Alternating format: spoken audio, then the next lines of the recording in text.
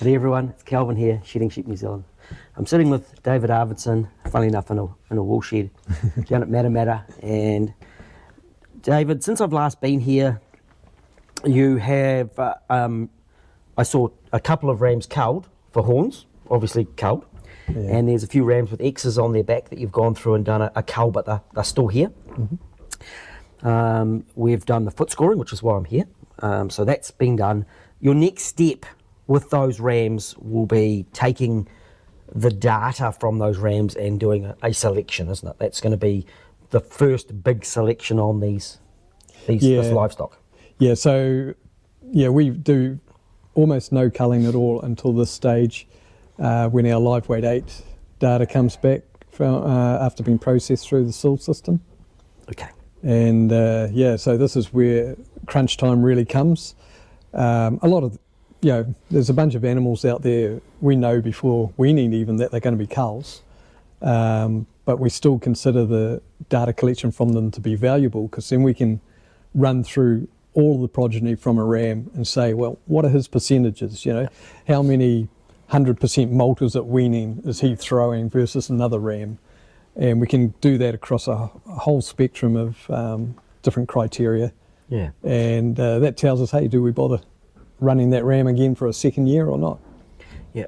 And one of your real big focuses over the years has been facial eczema.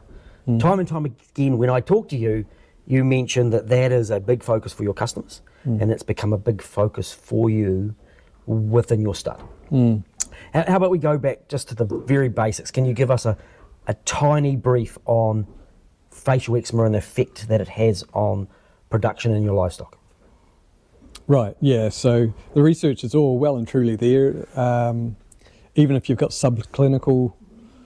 Can't be seen, subclinical, you can't see any signs. That's right, no outward sign, but there is a little bit of liver damage that's going to impair the lifetime performance of that animal. So profit and performance side of things, if you're not measuring it, if you're getting some effect,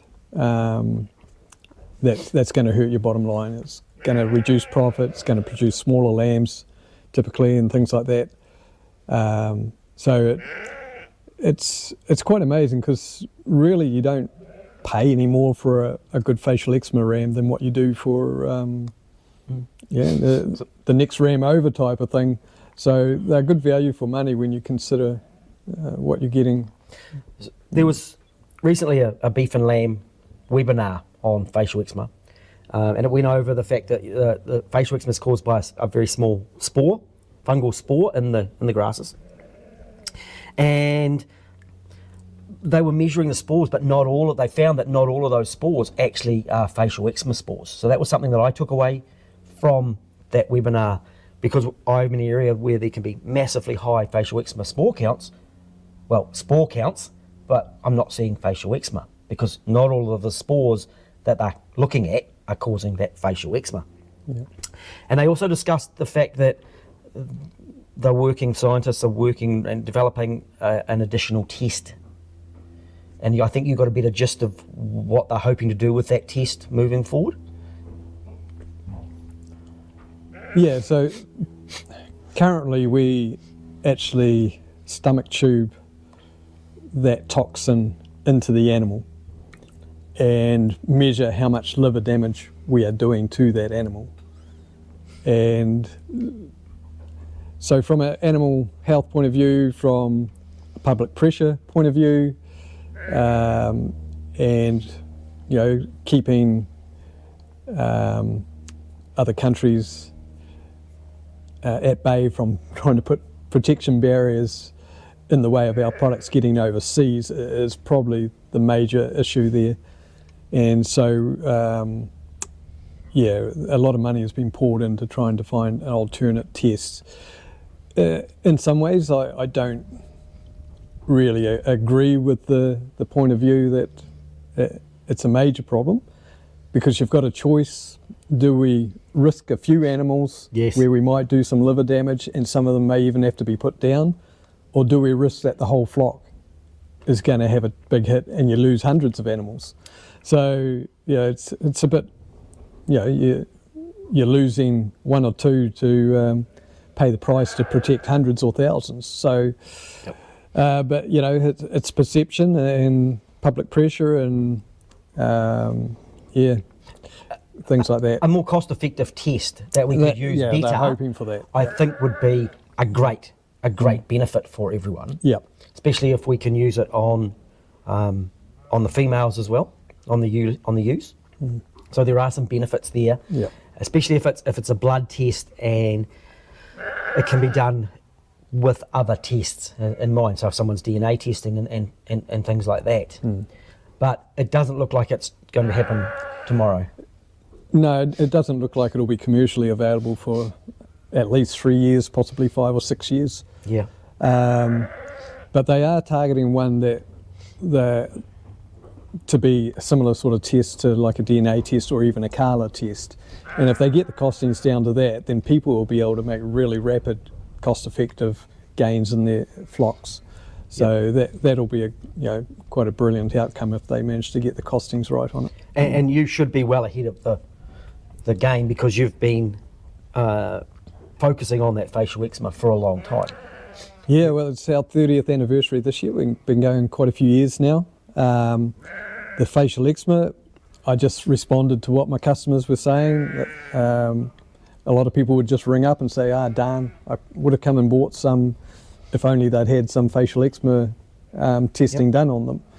And that was way back in the late 90s, early 2000s. And so after quite a few phone calls like that, I just thought, well, I guess it's pretty obvious that they're wanting an easycare sheep that they don't have to shear. They want good hooves, and they also want easycare from the health perspective. They don't really want to be going overboard treating parasites and having big facial eczema problems. And those are sort of your key range of criteria that farmers just want that side of things simplified.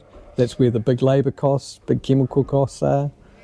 And it's a really cruel disease to the sheep because the liver just can't process the toxins of the body, and basically it gets poisoned because it can't process. The liver just falls over. And the practicalities are it's almost like an animal just trying to claw itself to bit because really of the agony all through the face and head especially. And that's it traumatises the farmers as well when they're dealing with dozens of animals or even just a few like that. So it's a horrible disease all around. Going back, I had one ewe who showed no signs, none, until she came through winter. She's in lamb, and then she gets in that last 6 week period before she's due to lamb, and she just evaporates. The ewe just disappears to nothing. She actually managed to lamb. They were premature lambs. She managed to rear one of those lambs. Oh wow! One was born dead. And just the whole animal, she had a blind teat. So I had to teach this lamb to feed off the other teat. And the facial eczema, unfortunately, in some ways, they actually recover.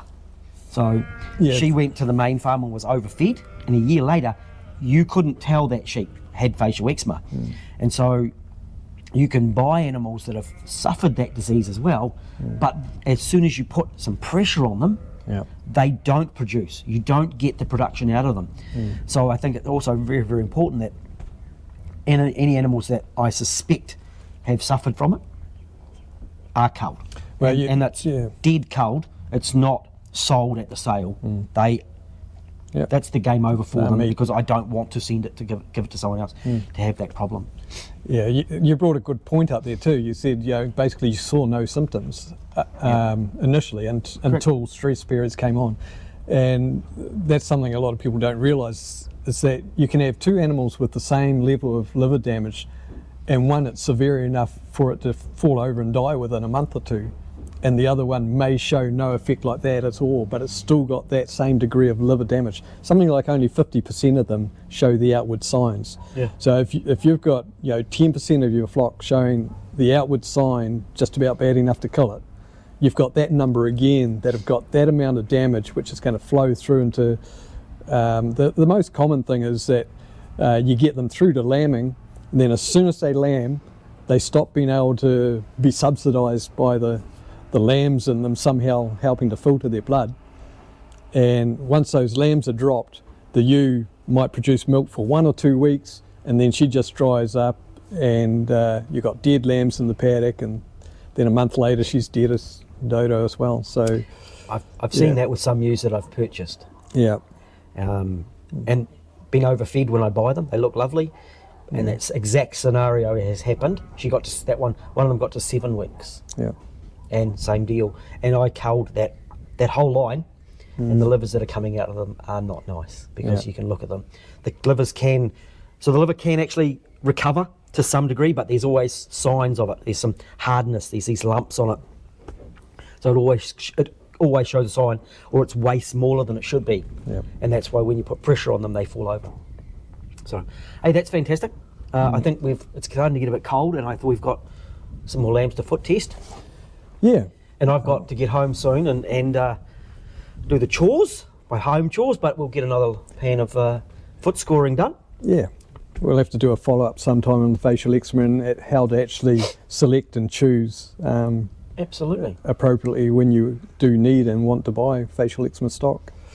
Yeah, well ahead of time. Because there's quite an art in it. A lot of people misread the information that's out there on certain animals, and they think they're getting something that will suit their farm when they find out later it won't. So and I think it's good to that's do that. another thing, that if you are looking for facial eczema rams, again, and if you're buying rams, is talk to the ram breeder.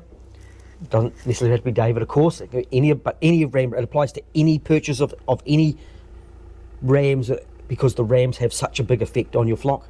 To talk to the person you're looking to buy them from, and ask them the questions, because they're more than happy to help, aren't you? Yeah. That's our job, basically. That's right. Hey, thanks so much for the chat. Wonderful. And we'll get back in and do some labs. Okay, good one. Thank you.